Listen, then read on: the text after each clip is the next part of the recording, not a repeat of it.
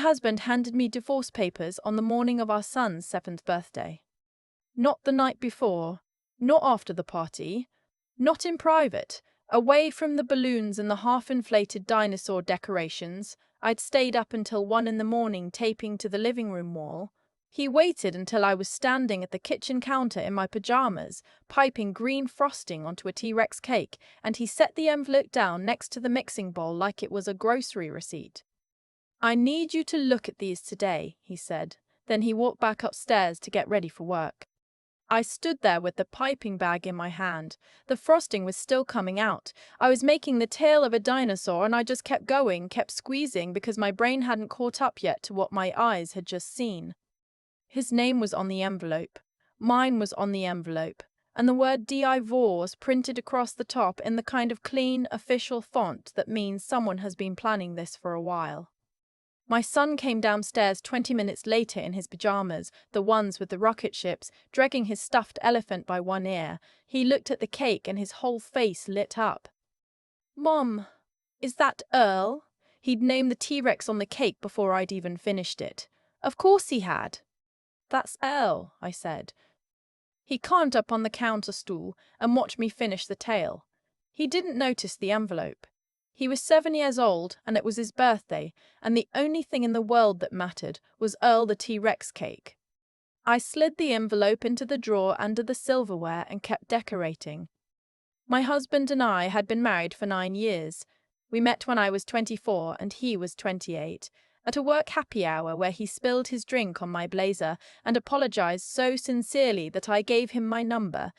He was funny then, charming, the kind of man who remembers what you ordered the second time you went to a restaurant together.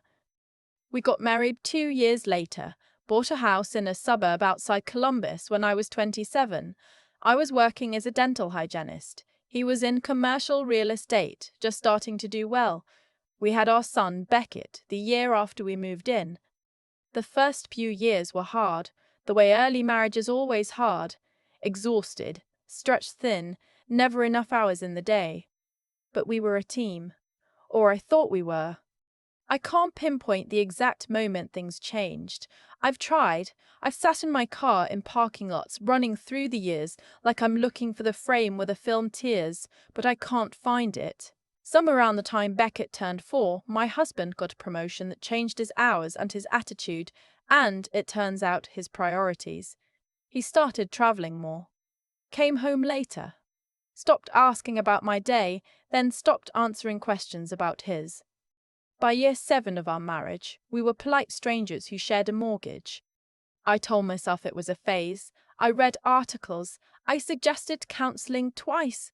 Both times he said he was too busy, maybe after his next big deal closed, maybe in the fall when things slowed down. Fall came. Spring came. Nothing changed. I didn't know about her until 2 months before the birthday. I found out the way I think most people find out, something small and stupid. A notification on his laptop that he'd left open on the kitchen table. A name I didn't recognize. A message that was not the kind of message a colleague sends. Her name was on there. A woman I later found out was a paralegal at the firm that handled his company's contracts. They had apparently been seeing each other for over a year. I want to tell you that I confronted him immediately, that I threw something or screamed or did anything that looked like what I felt. But I didn't. I sat very still at the kitchen table for a long time.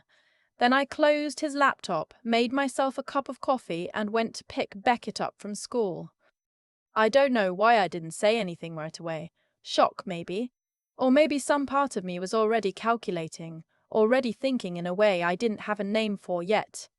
What I did over the next 2 months surprised even me. I called my cousin, who is a paralegal herself in a different city. I didn't tell her everything, just enough. She recommended a family law attorney. I made an appointment on a Tuesday afternoon when I said I had a dental continuing education seminar. I drove 40 minutes to the next county over so I wouldn't run into anyone. The attorney's name was a woman in her early 50s with reading glasses on a beaded chain and the calmest voice I have ever heard. She explained things to me in plain English. She told me what I was entitled to, what I needed to document, and what I should not do. Do not move money, she said. Do not take anything out of joint accounts. Do not tip him off that you know anything. I asked her what I should do. Start building your own picture, she said, quietly. So that's what I did.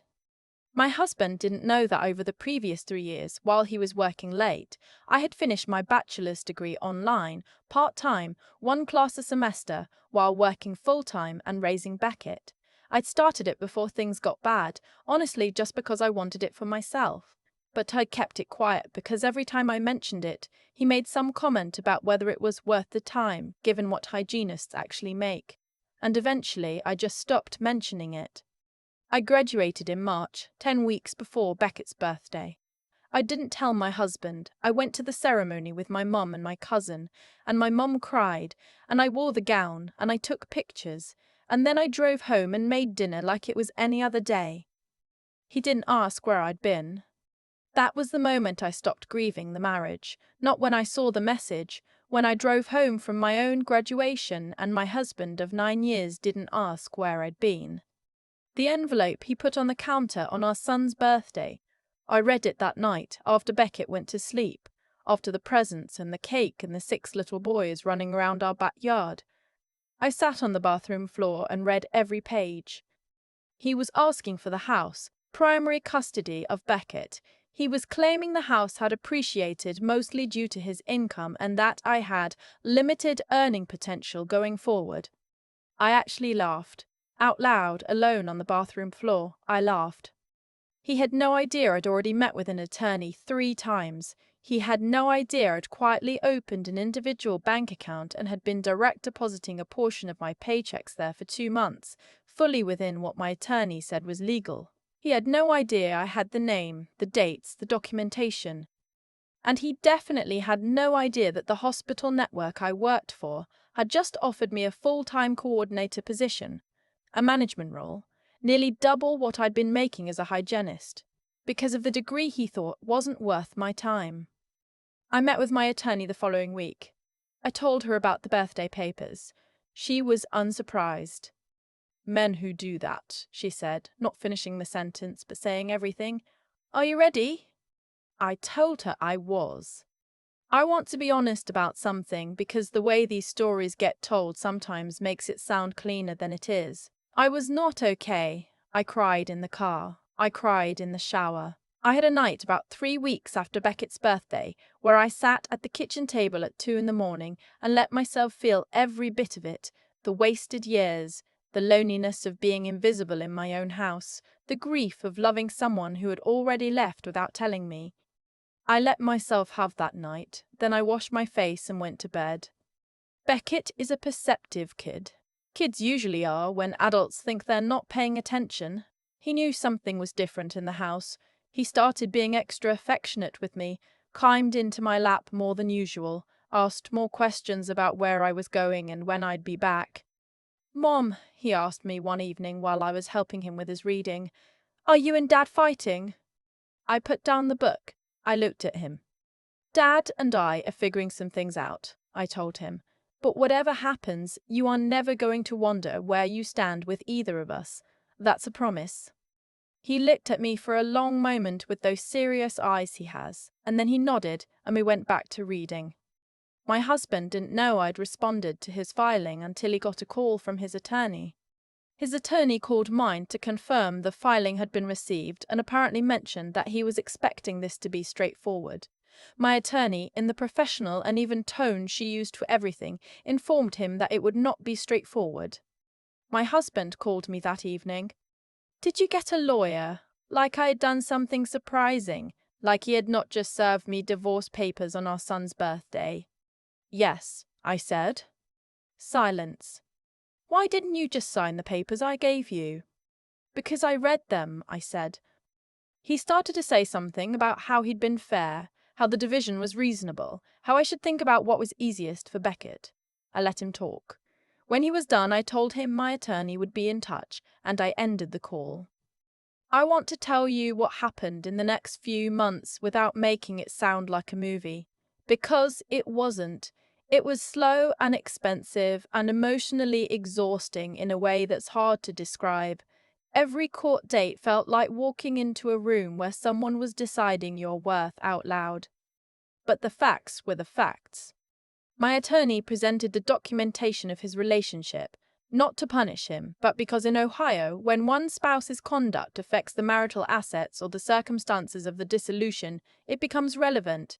She presented the timeline. She presented the financial records my attorney had quietly requested through discovery, which revealed that my husband had been funneling money into an account I hadn't known about for almost 2 years. He had underestimated me so completely that he hadn't even tried to hide it well. The house had appreciated significantly, yes, but it had appreciated in a market where every house in our neighborhood appreciated. And my 9 years of labor, managing the household, raising our son, making it possible for him to travel and close deals without a single school pickup or sick day interrupting his schedule, had value. My attorney made sure that value was quantified. The custody arrangement was the part that mattered most to me, and it was the part I was most afraid of. He had asked for primary custody in those original papers. He did not get it. What he got was standard parenting time, every other weekend, one evening per week, and a schedule for holidays that my attorney had drafted carefully to protect Beckett's routines. What I got was primary residential parent status. The school records, the medical decisions, the consistency Beckett needed, all of it stayed with me. He also got the house. I know that sounds strange. I agreed to it. I agreed to it because I didn't want it. That house was 9 years of pretending. It was the kitchen where I stood with a piping bag on my son's birthday and realized my marriage was over. I didn't want to raise Beckett there, in those rooms that had been cold for 3 years. I wanted to start somewhere that was only ours. In exchange, I received a settlement that reflected my contribution, both financial and otherwise, over 9 years. I received a portion of the retirement accounts. I received child support calculated on his actual income, which was higher than what he'd initially disclosed, because discovery is a useful thing. And I walked away with my degree, my new job, and my son. My first night in our new apartment, Beckett and I ordered pizza and sat on the floor because the furniture hadn't arrived yet. We ate out of the box and watched a movie on my laptop propped against the wall. "Mom," he said, mouthful of pizza, "this place is cool." Yeah.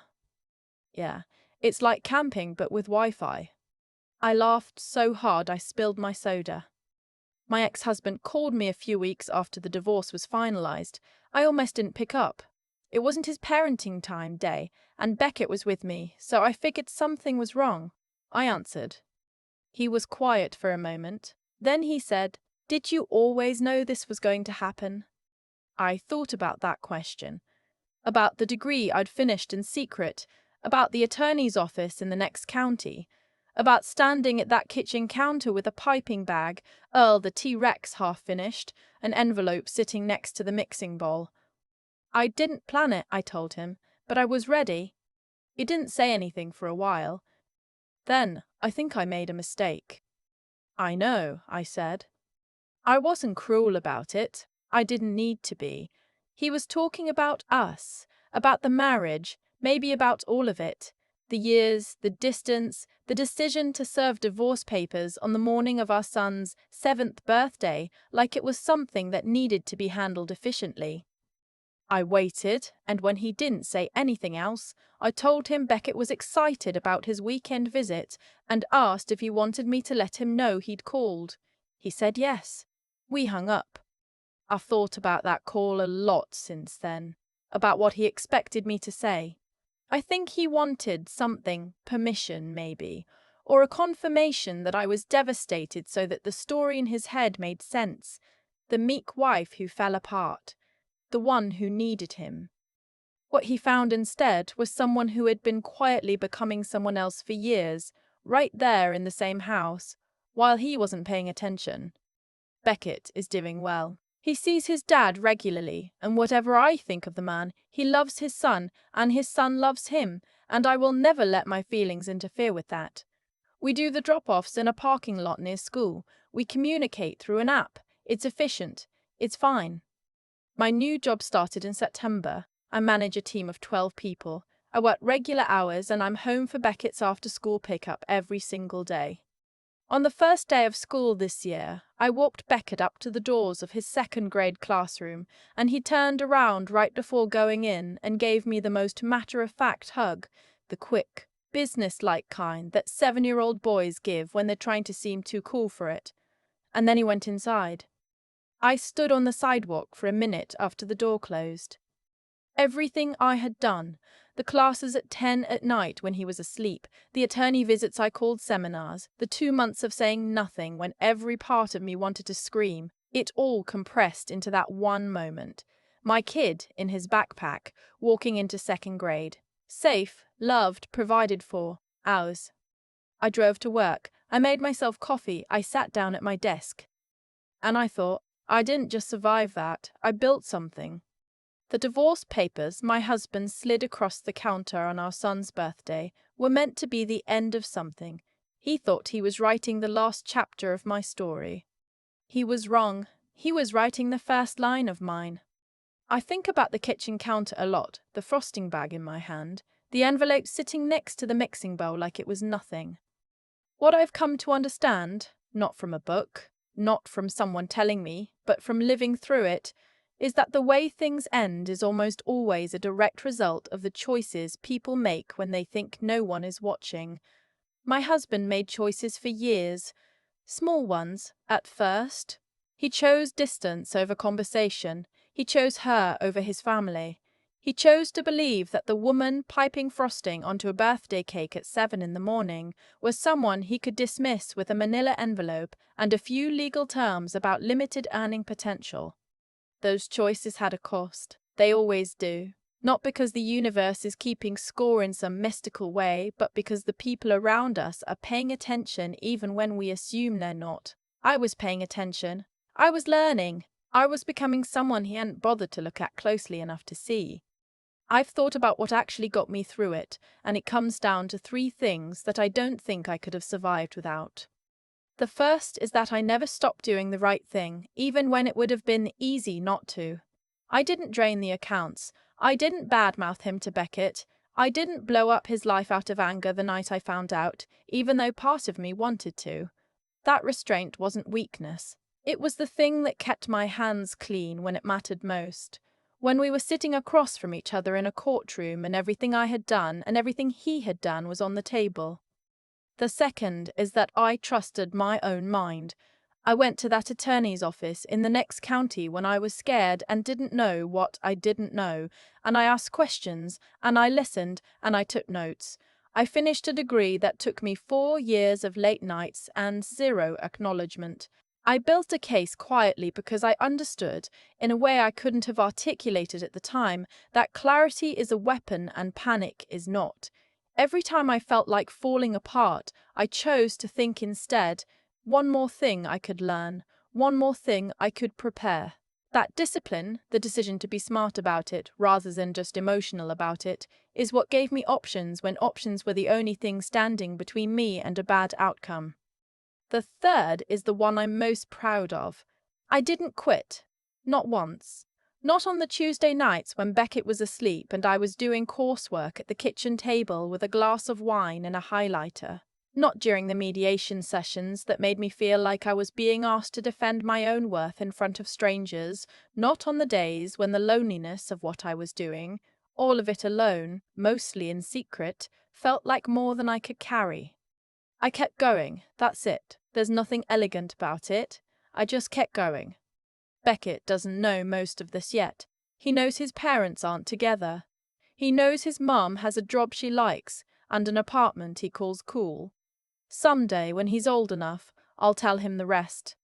Not to make him angry at his father, but because I want him to know that the people who shape your life aren't always the ones who stayed. Sometimes they're the ones who showed you, by leaving, exactly how strong you already were. The divorce papers were supposed to end my story. They were the first sentence of it,